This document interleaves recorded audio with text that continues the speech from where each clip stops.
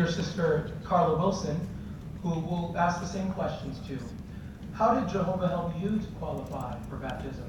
Well, Jehovah helped me to, my parents helped me actually to appreciate the importance of having a strong relationship with Jehovah, as well as a good spiritual routine.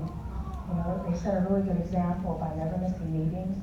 We were always regular in the field ministry, and because of that, it instilled in me the desire and motivation to have that good spiritual routine.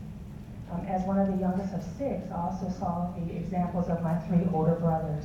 One of them went to Bethel, and all three served as elders and regular pioneers along with their wives. Growing up in a spiritually thriving environment motivated me to want to dedicate my life to Jehovah. I see. So having that spiritual environment helped you. But what were some of the challenges that you would soon face? Well, I was baptized at 16, but shortly after, my father was removed as an elder.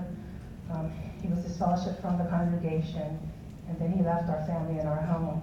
I was completely devastated.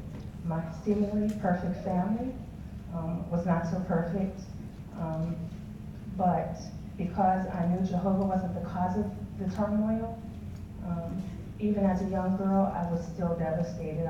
The pain I felt was very real. Yeah, we're sorry you had to go through that. That seems difficult for you to have dealt with, but here you are today. And what's helped you to remain faithful through all of that? Well, as I reflect on my life, I realize the rich spiritual heritage I really did have. Even though my father was no longer our spiritual head, my mother set a really good example. She never skipped a beat in her spiritual routine, and neither did I. Keeping up that routine was and still is essential today. What I went through could have broken me, but because of sticking with Jehovah and then surrounding myself with spiritually mature people helped me to stay on track. And today, Jehovah continues to bless me by providing me with a spiritually mature and loving husband and daughter who support me in my full-time ministry. Yes, thank you very much.